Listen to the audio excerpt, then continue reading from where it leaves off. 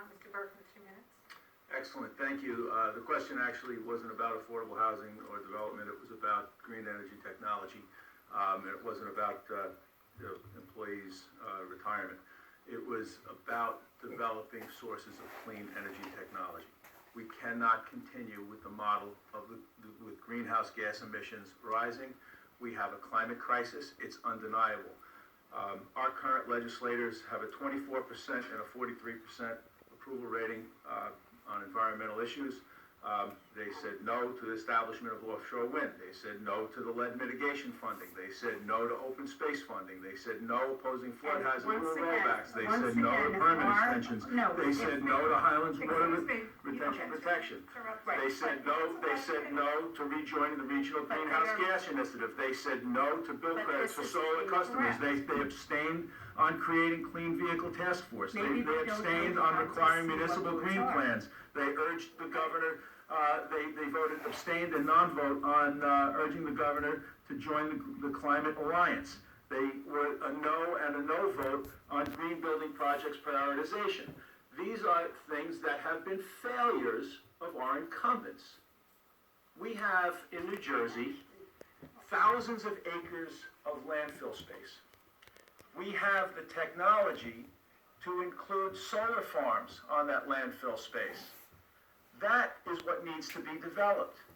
We need to initiate and to move forward with New Jersey as a leader in wind technology, offshore wind energy production. These are renewable, sustainable energy sources that provide permanent, good-paying union jobs to the people in the state of New Jersey. They are economic drivers, and they are the direction that the state of New Jersey must go. No more failures. Thank you. So if I could just, no, wait, let me say, we have no provision in the format for rebuttals. Please write down anything you want to say in your closing statements. So I can't allow the back and forth nor interruptions. However, if there's a misrepresentation of our You can clear actual that up in your votes, closing statement. that's important. You can clear that up in your But there's closing so many statement. gross misrepresentations, there's not gonna be enough time to. Well, then maybe you'll be happy to see.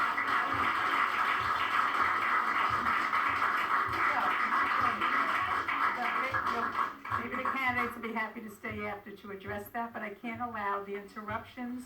Please write it down, put it in your closing statements. Thank you. Okay, so now you have questions from the audience. So actually, the first one was kind of hit upon by someone in Schepisi. So Mr. Falatico, I'm going to ask you to start. How would you address overdevelopment in our area? Sure. I think that that it has to be brought back to the legislature, has to be taken away from the courts, and the legislature should be negotiating to get the number down. I don't think that when Assemblywoman Schepisi comes to the council meetings and tells us to not go along with the law, I don't think that that's helping anybody. I think we need to follow the law, we need to negotiate, and when I say follow the law, the current law. So in Emerson, we had to do an affordable housing project, which is in the middle of our business district. It's unfortunate that it had to go to 4 stories, but I think it was the right move for the town. It's 3 stories, it's a retail on the bottom, it's residential on the top, and it fits a need that we needed to fix that area in town. If I followed the Assemblywoman's advice, we wouldn't do anything, and we could have gotten ourselves into a builder remedy lawsuit, and then we could have had to build even more housing in residential areas. So I don't think you can have it both ways, where the Assemblywoman comes and she says that we shouldn't do this affordable housing, and then we find out that in Demarest, that her father's law firm has a builder remedy lawsuit going there. So you can't fight on one side and then have your father's law firm defend on the other side. Yes, So I think you have to pick a balance before you go and say things, so. Please, be respectful. I guess we're gonna keep interrupting, so. I'm done. Thank you. Excuse me. Excuse me. It's a fact. Excuse me. Okay, so Assemblyman Schepisi, why don't you take that, Assemblywoman Schepisi, why don't you take that question about overdevelopment? First off, to bring my father in is one of the most paternalistic outrageously offensive things as a professional female who has not worked with her father, who is independent. That is nonsense. You know, I can go into your family too. Your aunt has my sign on her lawn. It's awesome. But,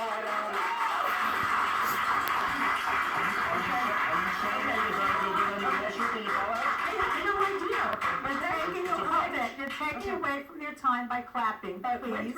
And no back and with forth. respect to the overdevelopment, not only did you punt on assisting, but you've taken money from the very Lakewood developers who I'm sure are very happy for that fourth floor for your and John's campaign.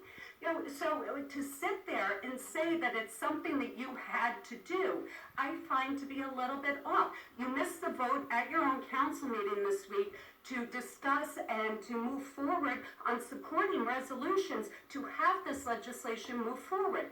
I have towns throughout the entire state who are backing this, Democrat, Republican. I have the Mayor's Conference, I have the League of Municipalities, I have everybody around us, including Keith Mishagna, the Democrat Mayor and Council of Park Ridge, all backing and supporting me, but because of political reasons, you two refuse to do anything, and in fact, would mock it and go, she's not gonna go anywhere with this, or it's never moving forward. I have been doing it for all the right reasons, trying to help our communities who have been begging for help. The Democrats in Bergen County were flat out told 2 years ago to not back or support any of my initiatives so that it could be used against me in a campaign. That is not bipartisanship. That is not representing. That is not representing your areas. That is not representing the towns that you are looking to get into the assembly and help. This is one of the largest issues that we have been facing, and you guys have been not only silent, you've refused to step up to the plate on it. Thank you.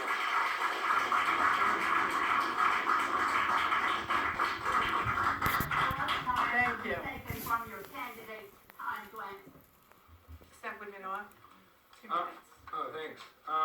I'm just curious, Mayor Birkner, is this the same room that you came to and told the Park Ridge residents that court-imposed housing was good for them? And at that time, when you were here telling them that, did you let them know that the infrastructure was not going to be able to accommodate the additional people coming into the municipality, that their school classroom sizes were going to be expanded without getting assistance from the state to cover the cost of the additional students coming into the system? Did you let them know that their taxes were going to be increased as a result of all of this? You know, I bet you're a very, very popular guy here in Park Ridge, Mayor. The fact is, very simply, if we want to help ourselves with overdevelopment, we have corporate campuses. Now, I have been out with Will Fenwick and with Mayor Mike Casale in getting different companies, international companies, to come in and go into the corporate campuses that are currently vacant and revitalize them and become active again in the community for their initial intent, which was small businesses. People come into the community during the day. At the end of the day, they leave. They pay taxes. They pay corporate taxes on the property. They utilize all the small stores and shops in the community. It's a win-win situation. But in the situation here, we're taking businesses like that, we're bulldozing them down like they're ready to do an Ultrapan and Pearson. They're gonna knock that down and put a 220 unit complex in Little Ultrapan. And there's no room to add the additional cars, there's no room in the schools to add the additional children, and there's no help from Trenton to support all of this. Thank you. Mr. Birkner, 2 minutes. Well, thank you. It's going to be questioned by the panelists, but Mr. Auth, no, I've not been in any room to say any of those things that you're trying to portray me as saying. What I was upstairs in the council chambers to speak in support of former Mayor Keith Mishagna and his efforts to work very hard on behalf of the borough of Park Ridge. Mayor Mishagna was in a difficult spot.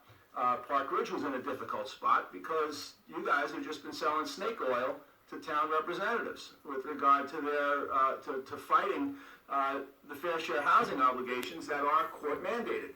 Now, until they are no longer court mandated, until they are brought into legislation control, the goal is to work with the courts and to work with the special masters, as I have done in Westwood, which you have no experience doing. Which I worked with Westwood to get our realistic development potential number down to 1. That was achieved by terrific planning, by a strong supply of housing stock, both low income